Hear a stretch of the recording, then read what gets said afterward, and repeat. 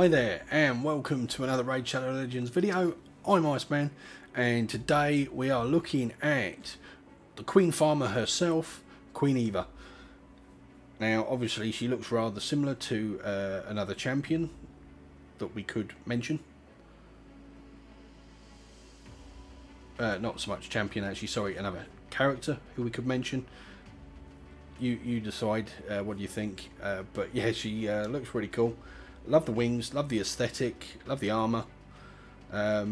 Pretty hot looking, you know, she's got this cool sort of half-dressed look and these sort of claws reaching up her legs out of the armour, which is pretty nifty.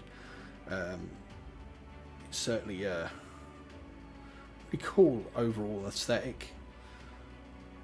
So let's take a look at this. We skipped the part where I say. So this is Queen Eva, obviously. I stated that already, but she is a Spirit Affinity legendary attack-based champion with the Dark Elves faction. And again, she's one of the old school champions for the game, and we seem to be doing a couple of those lately, but there's nothing wrong with that. We shouldn't forget those champions that got us to where we are. So let's start off with Array 1, shall we? Cauterize. Attacks one enemy and has a 50% chance of placing 100% heal reduction debuff for 2 turns. There are a few places, at least one of the keep bosses, where heal reduction is actually very useful. So obviously she'd be quite useful there. In fact, I believe it might be the green keep that needs that. So I might be wrong. I'd have to go look it up, to be honest. I've not long had her. I've actually only just started using her yesterday. Finally got her built up. So you know, you're sort of learning her with me. I knew where she was good in a general sense anyway, but obviously now I've actually had a chance to try her in a few places and see what she's like. So that's a pretty solid A1. It's nothing special, but it's okay. Array 2, Ancient Curse, attacks one enemy 2 times. Enemies killed by this skill cannot be revived. Now this is really solid. Block revive abilities are great in this game, cool in the arena. Obviously if you can manage to kill somebody with it, they ain't getting back up, and they're very useful for places like the Ice Golem as well. And to be fair, there's going to be at least a couple of waves, I'd imagine, in Doom Tower. I've not really paid that much attention. I tend to stick my wave clears on, and I have teams that are fairly solid at it, and I just leave them running and ignore it. But I'm pretty certain there's going to be a couple in there where you've got revivers or Torments. If she can get the hit in, she can stop Torment coming back up, so that's really handy. This starts on a 5-turn cooldown. I have not booked this champion out. I don't have the books to do so, I'm afraid. So you're seeing her unbooked for this guide. 5-turn cooldown on Array 2. You can increase the damage by 25%, which is pretty solid. You can also decrease the cooldown by 2 and bring it down to a 3-turn cooldown. I would like to do so. As I say, I don't have the books. And I'm not rich enough to be buying the books. And because I'm not in the content creator program, I do not get free anything from Plarium, so everything I do I have to do myself, which makes competing with the other content creators kind of hard actually, to be honest. But you know, we'll do what we can and we try to make interesting content for our viewers, and we leave it at that, you know. So her A3 here, this is her big money ability. This is the one everybody knows her for. It's on a 5-turn cooldown, can be booked down to a 4. You can increase the damage. She doesn't take a lot of books. 4 books here, 4 books here, 4 books here, 12 in total. So, you know, I mean, it's a lot of books, but compared to some of the champions they're releasing lately, that's not a lot of books. So, energy drain. Her A3 attacks all enemies, decreases the turn meter by 20%, and resets the cooldowns on each of this champion's skills if any target is killed. Has an extra 15% chance of inflicting a critical hit. Now if you're only worried about using this ability, that means you can build her for slightly less crit. If you're planning on using her anywhere where you want to use her other abilities, I'd build her up for 100% anyway, which is the way I tend to build all my champions.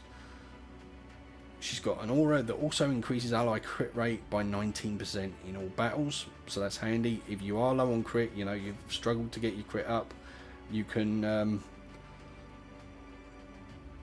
put her in the lead and boost that up, and everybody's got a bit of a chance. I don't use this one much myself, to be honest, but that's what she's got. So let's take a look at the gear I've got her in, shall we, and her stats. We've got her at a reasonably okay 25k, nearly 26k health. Her attack is really healthy at 4.6k. Defense is okay at 1500. Her speed is reasonably healthy at 181. I did actually have this, in all honesty, at just over 200, 210. But that was with some extra 6-star pieces on her, so I took those off, rolled up some other gear pieces just so that I could sort of lower her stats a bit for you guys for this video. No doubt I'll probably change them back afterwards. I even stole the top off of one of my favourite nukers, Xavier, and put it on her. So crit rate 96%. I'd really like that at 100, but you know how hard it is to hit that 100. 195 crit damage, which is really solid, and debuff accuracy is at 158. Personally, I'm not worried about the accuracy. I'm not really that worried about landing her A1, although to be fair, the turn meter is kind of a big deal, so I may change that up. I may, but it means losing a good chunk of attack, but in the future I may well go that route. Obviously for the moment, her main role is my campaign farmer, so actually a lot of this doesn't matter that much, but obviously I do want to use her in faction wars, and I will also probably show you her in the arena. But later on, depending on the sort of things I want to be doing with her, I may swap that out, put in an accuracy banner, pardon me, at which point she will lose. Yeah, at some point I'm possibly going to swap out the banner for an accuracy banner to boost that accuracy up, so that she can use the turn meter on her A3 and the heal reduction on her A1. Maybe not for Doom Tower, so I'd probably only build it up to just over 200, but yeah, at least then that way she's viable in other places for dropping turn meter and everything. If I do so, I would lose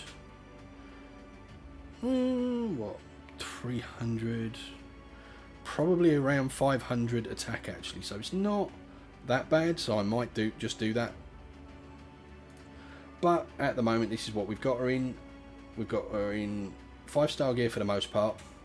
There are a couple of 6-star pieces here. I do apologise for that. It's they're both not rolled up at least, and they're on there blatantly for the set, so I had no choice in that, I'm afraid. We've gone for attack banner, crit damage on the neck, attack on the ring, speed on the boots, attack on the chest, crit damage I believe on the gauntlets, and we've also got in a savage set to mitigate that damage. Defense, if you don't know what this does, if you're new to the game, we'll have a look at this. So 4 pieces per set, ignores 25% of the enemy defense, and it's kind of the go-to gear for sticking damage dealers in. I may actually, because she's not my big nuker and we've gotten some pretty good stats out of her, what I might actually do is just swap what she's got onto one of my bigger nukers that I use for the arena on a regular basis at some stage, and then that way I get a savage kit on them. But for now, this is what we've got. We'll move me over here. So we've gone for the offense tree and the support tree again. We've gone for a fairly standard kind of, how do I describe? This is kind of a standard arena build really. Crit damage, damage at high power, gets more speed from deaths, gets more damage on a first hit, chance to reset your thing, down into more damage in the arena, or anywhere really, but more damage in the arena.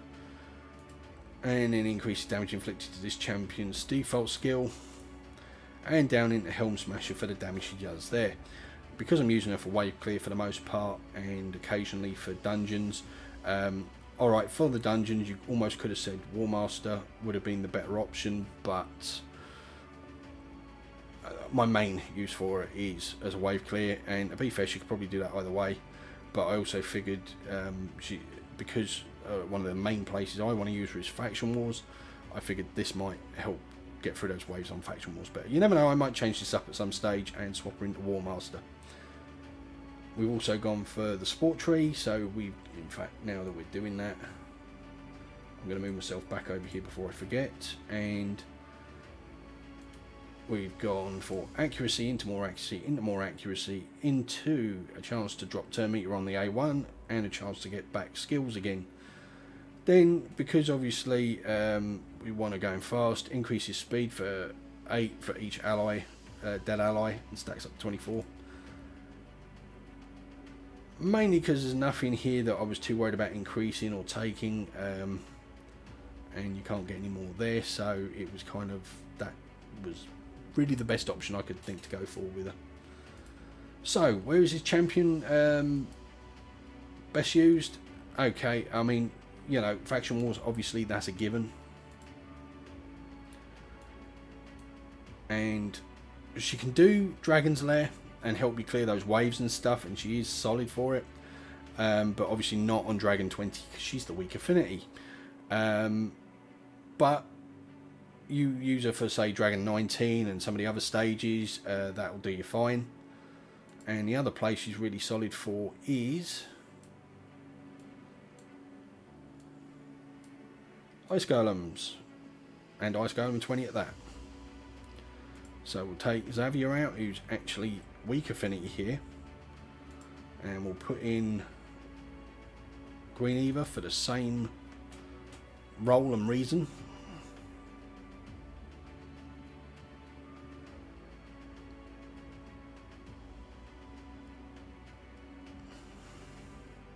$40 odd, $50 odd K hits, they're not bad.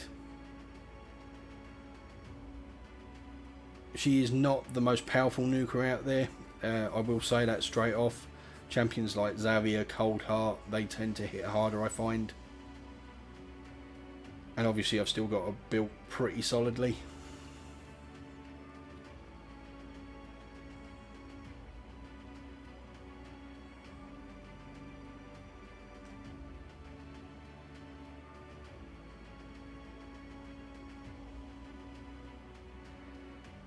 I do like Duck for this because obviously that provoke of his stops at least one of these beasts from putting up their reflect, which can be a right pain.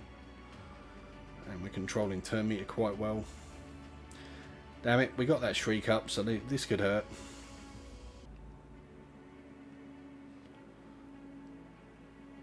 So obviously she's in here for her A2 for the block revive. The hope being that we can manage to block one of these champs. From my personal experience, no matter which block revive champion I'm using, I use Foley on my oh, we managed it there. Wow, just when I was saying it never happens. But yeah, normally that seems to be the case, is I can go through fight after fight after fight and the block revive champion will not manage to block revive. They just always use the ability at the wrong time, and then it's on cooldown when they're lower in health. And but we got it on one of them there, so that's solid. And obviously this is where books would come in really handy for her, because rather than that A2 being on a 5-turn cooldown, it'd be on a 3-turn cooldown. And if I'm going to use her here regularly, although I don't spend a lot of time doing Ice Golem, it's not needed for the main use I get out of her, which is as a campaign farmer. It'd certainly help here, and it'd certainly help for Faction Wars, but books being as scarce and expensive as they are in this game, I can't see myself doing it, to be honest. It'd be useful, it'd make this run probably quicker and easier, but I just don't. Yeah, they really need to do something about these books. I know that they make money out of it and that's why they do it the way they do, but let's face it, the vast majority of the player base are not going to spend $200 or $300 or dollars or pounds a month buying books for the champions we get. It's bad enough that we buy and spend money on shards to unlock these champions. We then can't book them up and really use them to their full ability because we can't afford the books. Only those huge whales out there that can afford to throw $1,000 or $2 at the game a month can get the champions and book them. It's like, for me, I'm not willing to spend more than a couple of $100 a month on this, and even then I don't like to spend that if I can help it. So I tend to have to prioritize what do I want to do that month. So it'll be like one month, alright, I'm going to buy shards. Another month I'll say, okay, I'll buy books so I can book some of these champions. and even then, you know, you buy a pack for the better part of £100, it's still not going to give you enough books to even book one champion, so it's ridiculous, to be honest.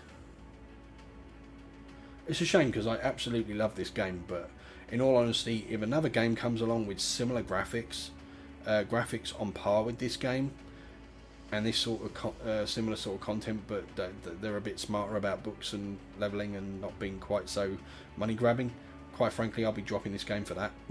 Hands down.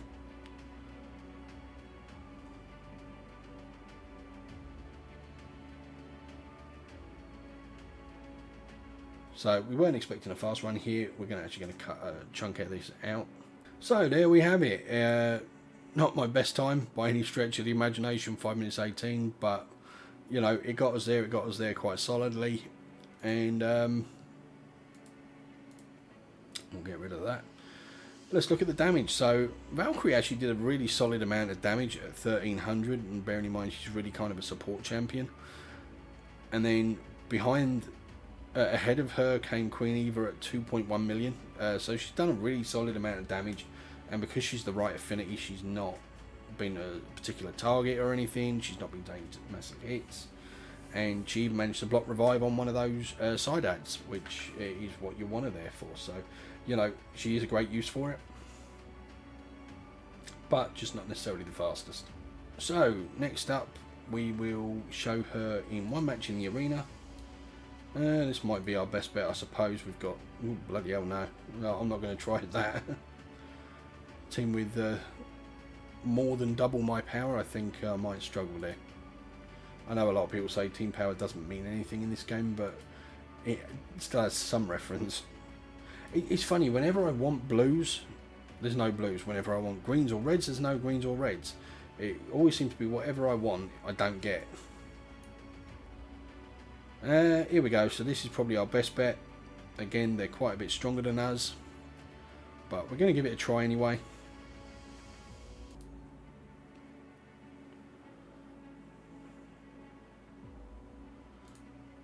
Let's see what we can lock out with Hegemon. So we locked everybody out, so that's great. Speed boost.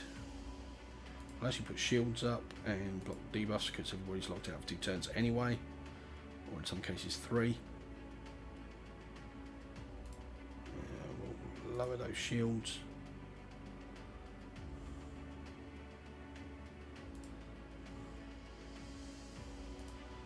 Okay. So we've got 2 choices here. We can go for the AoE and decrease turn meter, although with her accuracy she's not going to do much of that. Or we can try and kill somebody and block revive them. But since there's actually not, well, you got Astron, I suppose. But we'll go for the AoE since there's not a dedicated reviver here as such. Now we'll decrease their, make it so they can only use their A1s. Might as well take out Astron since he's the one person who can pick people up. Actually, we're all pretty solid for turn meters, so let's hit Astron on again.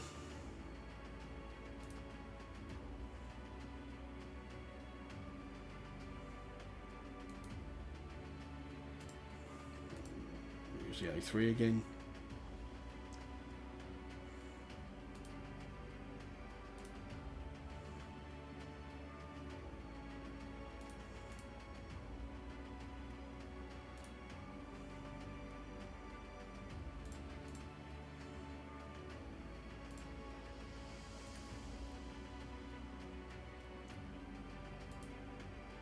Alright, we don't have a block revive issue anymore, but we'll use that ability anyway.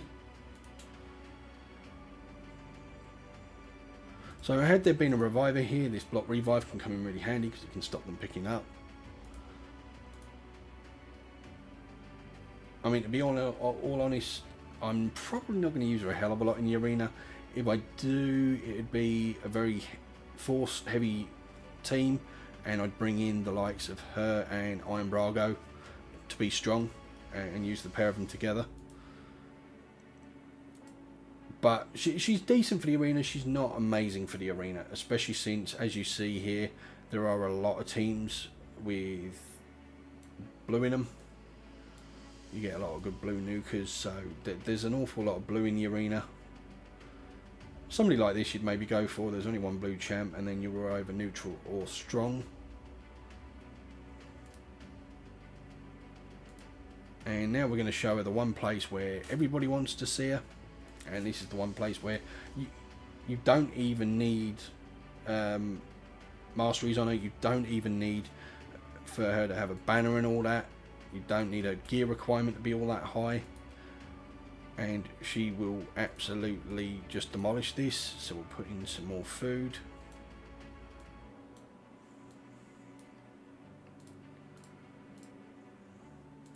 And you watch what she does.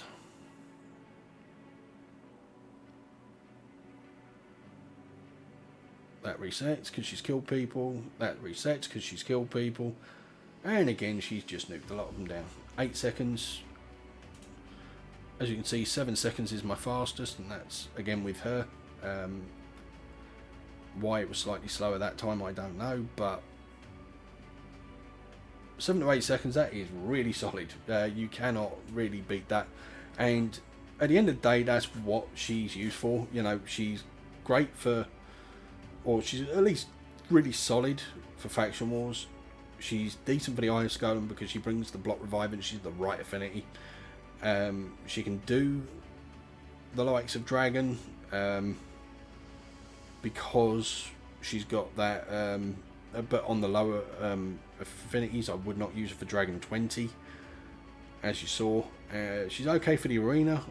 She's certainly no slouch, but she's not the hardest hitting nuker out there, and her main place and the best place for her is as a really quick farmer. 7 to 8 seconds every time without fail, no issue. She just boom boom boom. If that's all you want to use her for, you don't even need to do masteries, and you don't need to worry about putting banners and necklaces and all that on her, and she will still do it and go through it really quick. All you need is enough damage and quick damage on her that she's just going to nuke them down. That's all you need. She doesn't even need to be fast. You don't even need speed boots on her.